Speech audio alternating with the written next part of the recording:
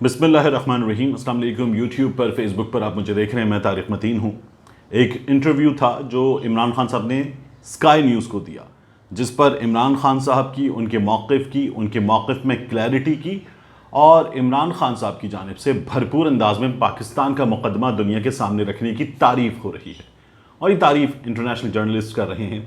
जबकि दूसरी जानिब एक इंटरव्यू है जो मिफ्ता इस्माइल साहब ने बैकी एंडरसन को दिया है CNN पर। बैकी एंडरसन को ही इमरान खान साहब ने भी अभी हाल ही में एक इंटरव्यू दिया और वो इंटरव्यू भी बहुत भरपूर अंदाज में इमरान खान साहब की जानिब से पाकिस्तान का मुकदमा अमरीकी टेलीविज़न चैनल CNN के ज़रिए, बल्कि वर्ल्ड न्यूज़ लीडर्स में अगर 2 से 3 चैनल्स शामिल हैं तो CNN उनमें शामिल है, उसके ज़रिए दुनिया के सामने और अमेरिका के सामने रखने का भरपूर मौका था और इमरान खान ने इस मौके को भरपूर अंदाज में इस्तेमाल किया पाकिस्तान के हक़ में, अपने मौक़िफ़ के हक़ में।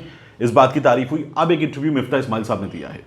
मिफ्ता इस्माइल साहब के इंटरव्यू में बैकी एंडरसन ने ही उनसे दोबारा पूछा कि जो आप कह रहे हैं वो दुरुस्त नहीं है, जो आप कह रहे हैं वो नहीं हो रहा। हुआ क्या?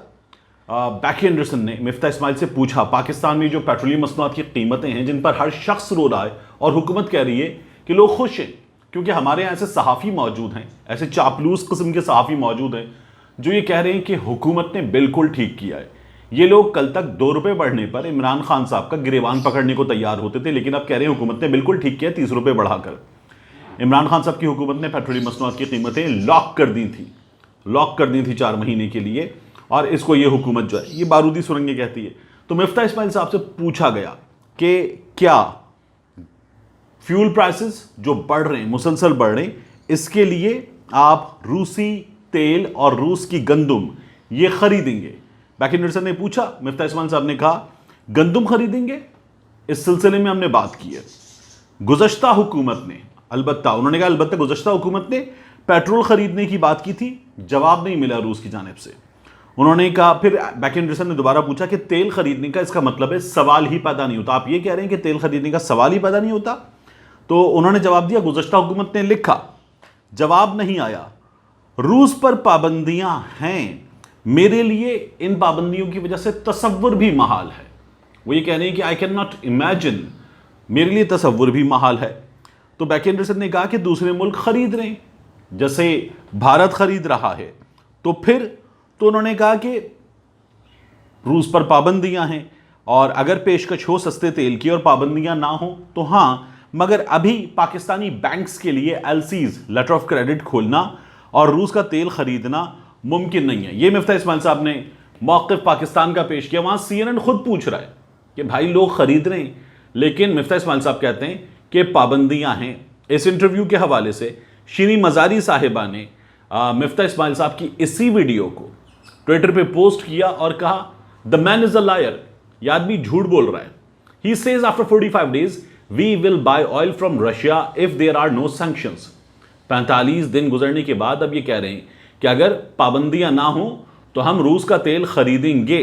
इग्नोरेंट मैन, लाइल्म आदमी है।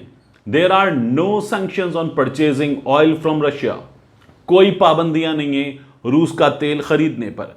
फिर शीरी मज़ारी आगे लिखती हैं, आस्क इंडिया, भारत से पूछ लो। So what's actually stopping him from buying other than fear of US? तो ये इसलिए नहीं खरीद रहे कि इन्हें अमेरिका का खौफ है, ये इंपोर्टेड हुकूमत है, ये अमेरिका की जानिब से साजिश के नतीजे में लाकर बिठाए गए हैं, इसलिए ये लोग नहीं खरीद रहे। ये तो शीरी मज़ारी का मौक़िफ़ है, ये हुकूमत के मुखालिफ है। लेकिन रॉयटर्स क्या लिख रहा है, अब जो मैं आपको दिखा रहा हूं, ये रॉयटर्स का मौक़िफ़ है। रॉयटर्स लिखता है, current US sanctions against Russia do not prevent other countries from buying Russian oil। इस वक्त जो अमेरिका की जानिब से रूस पर लगाई गई पाबंदियां हैं वो दूसरे मुल्कों को रूस का तेल खरीदने से नहीं रोकती।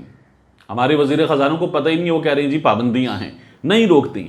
But Biden administration officials have considered so called secondary sanctions that could restrict those purchases. हो सकता है आगे जाकर लग जाएं tariffs and prices caps on Russian oil as well as putting proceeds from Russian oil sales into escrow accounts that its oil sellers could tap only for certain purchases have been under consideration. तो अभी तो कोई पाबंदियां नहीं है, इसीलिए भारत ने तेल खरीदा, इसीलिए श्रीलंका ने, हम अपनी बात कर रहे हैं, श्रीलंका ने भी ये तेल खरीदा है बाइडेन एडमिनिस्ट्रेशन की जानिब से। आप ये देखिए कि ऐसे ऑफिशियल्स जिनका ताल्लुक है टेरर फाइनेंसिंग से, वो टेरर फाइनेंसिंग ऑफिशियल्स उन्होंने जाके विजिट किया इंडिया का और कहा कि आप क्यों तेल खरीद रहे हैं। ये 24 मई को होने वाला विजिट था और इस विजिट में गुज़श्ता महीने जब उन्होंने आके बात की तो इंडिया ने कहा कि जी हम इसलिए खरीद रहे हैं कि कोई पाबंदियां नहीं हैं और ये अमेरिका के इत्तेहादी हैं, ये रूस के इत्तेहादी हैं, दुनिया का तीसरा बड़ा इंपोर्टर है भारत, और अमेरिका उसको नहीं रोक सकता। यहां ये इंपोर्टेड हुकूमत है, इन लोगों का दम निकला हुआ है, इसलिए ये सिलसिले में आगे बढ़ने की हिम्मत नहीं कर रहे, वगरना पाबंदियां कोई भी नहीं है। इमरान खान साहब की हुकूमत ने लिखा था और वो तेल खरीदने के लिए तैयार थे, ये लोग इसके लिए तैयार नहीं है, इसलिए ये लोगों को रिलीफ नहीं दे सकते। 30 रुपए बढ़ चुके, 30 मजीद बढ़ने जा रहे हैं कुछ दिनों में, और जो मुकम्मल प्लान है उसके मुताबिक पेट्रोलियम मसनूआत की कीमतें 230 से 240 के दरमियान किसी जगह जाकर सेटल होंगी और मजीद कीमतें बढ़ेंगी तो ये हुकूमत मजीद कीमतें भी बढ़ाएगी, ये इन लोगों की तैयारी है। इसके अलावा ट्विटर पे एक सवाल डिस्कस हो रहा है, ये टॉप ट्रेंड करता रहा, जो आप देख भी रहे हैं, वो कौन था, हैशटैग वो कौन था। अब ये जो सवाल है वो कौन था, ये सवाल सबसे पहले उठाया था इमरान खान साहब ने।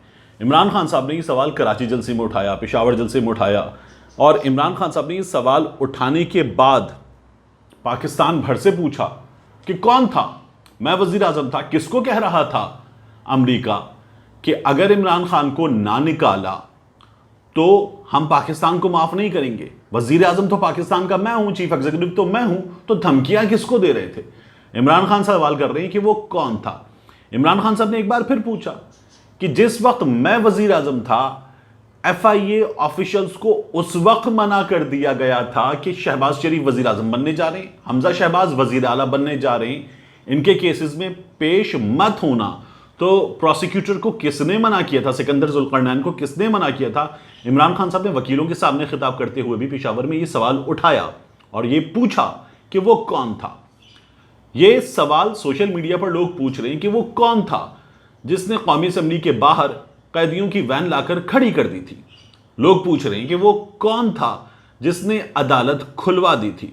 वो कौन था जिसने ये जो अदालत कौमी असेंबली के मामला थे और असेंबली के मामला सुप्रीम कोर्ट ऑफ पाकिस्तान के मामला थे, इस जगह दरमियान में आकर ये फैसला करने में मदद दी थी कि नहीं, ये मुदाखलत हो सकती है, और ये फैसला 5-0 से हुआ था। वो कौन था। लोग ये भी सवाल कर रहे हैं कि वो कौन था जिसने चीफ इलेक्शन कमिश्नर को बताया था कि आप 7 महीने से पहले इंतखाब करवाने के काबिल नहीं हैं, और उन्होंने बयान कहने पर दिया था। तो किसके कहने पर दिया था, वो कौन था, लोग ये सवाल कर रहे हैं। वो दोस्त सहाफ़ी हमारे जिन्होंने मुलाकात की इमरान खान साहब से, उनका ये कहना है कि इमरान खान साहब इस सवाल का जवाब बहुत जल्द देने के लिए तैयार हैं। इमरान खान साहब बहुत पुरअतमाद नज़र आते हैं। इमरान खान साहब ये सवाल अब बहुत शिद्दत के साथ उठा रहे हैं अपने खिताबात में, और इमरान खान साहब इस सवाल का जवाब देने वाले हैं, और इस सवाल का जवाब इमरान खान साहब दे देंगे, और इसमें जो भी नाम हैं वो नाम इमरान खान साहब सामने रख देंगे। लोग ये कह रहे हैं, और सोशल मीडिया पर तो लोग ये कह रहे हैं कि जानते सब हैं कि वो कौन था, लेकिन इस बारे में जवाब अभी कोई भी नहीं दे रहा। अरशद शरीफ साहब ने एक पूरा लंबा सेगमेंट किया अपने प्रोग्राम में, और कई सवालात थे जो उन्होंने सामने रखे और पूछा कि वो कौन था। जिस तरह सोशल मीडिया पर इस सवाल का जवाब मांगा जा रहा है कि वो कौन था जो इस ऑपरेशन रिजीम चेंज में इस इंपोर्टेड हुकूमत का दोस्त बना और इस इंपोर्टेड हुकूमत को मुसल्लत करने में मुलव्वस हुआ। तो ये सवाल जो है सबके सब कर रहे हैं। तो मैंने कहा इस सवाल के हवाले से कुछ चीज़ें जो अपडेट्स हैं वो मैं आपके सामने ज़रूर रखूं। उसके अलावा इंपोर्टेड हुकूमत ने एक बार फिर अपने तरीके से वही वारदात की है जो ये इंपोर्टेड हुकूमत करती है।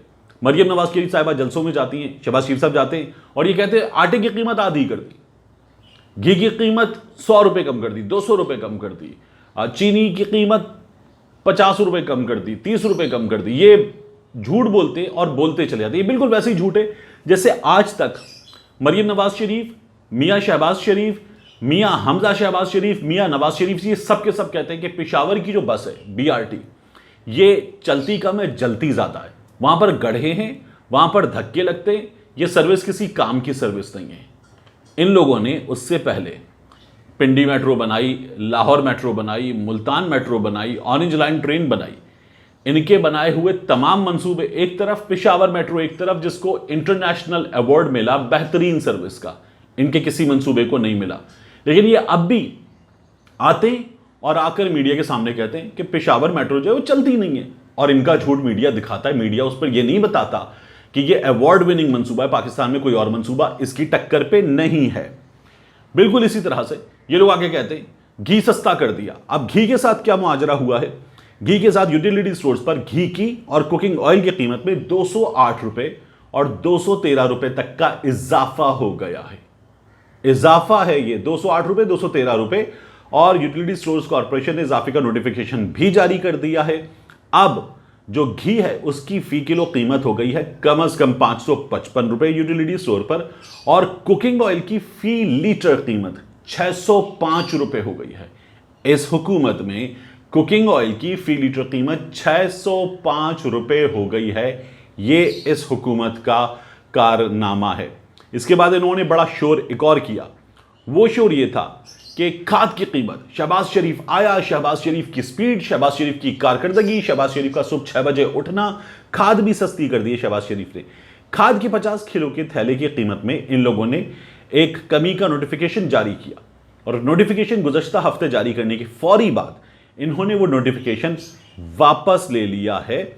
और अब नोटिफिकेशन में जो कीमत कम की गई थी तकरीबन 390 रुपए, वो वापस ले ली गई है, और खाद का 50 किलो का जो थैला है वो पुरानी कीमत पर ही मिलेगा। लेकिन जब ये जलसे में आएंगे या आकर बताएंगे कि खाद सस्ती कर दी, इमरान खान लूट के खा गया था, इमरान खान ने कमर तोड़ दी थी, किसान इमरान खान की अब तक बुराइयां कर रहे हैं, और शहबाज शरीफ ने आके रिलीफ दे दिया है।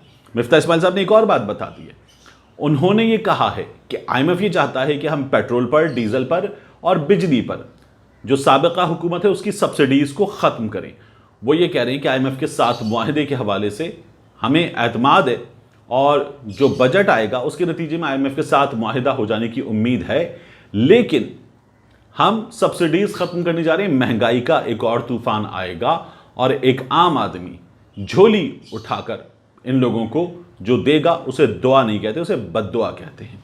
इसके बाद FBI ने एक और ज़बरदस्त खबर हमें सुनाई। यह खबर भी इमरान खान की हुकूमत की कामयाबी की खबर है।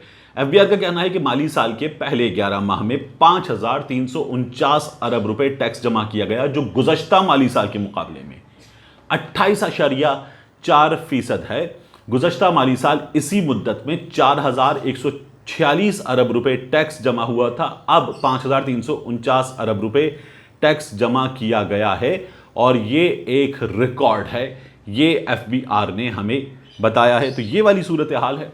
मरियम शहबाज शरीफ, मरियम नवाज शरीफ, मियाँ शहबाज शरीफ, हमजा शहबाज, ये लोग आएंगे और आकर बताएंगे कीमतें कम कर दी। अंडे की कीमत, मुर्गी की कीमत, आटे की कीमत, चीनी की कीमत, चावल की कीमत, दाल की कीमत, तमाम की तमाम कहीं ज़्यादा बढ़ चुकी हैं इस हुकूमत के आने के बाद। और जो पेट्रोलियम मसनूआत का इन्होंने एटम बम गिराया है, उससे कॉस्ट ऑफ ट्रांसपोर्टेशन बढ़ी है, हर चीज़ की कॉस्ट बढ़ी है।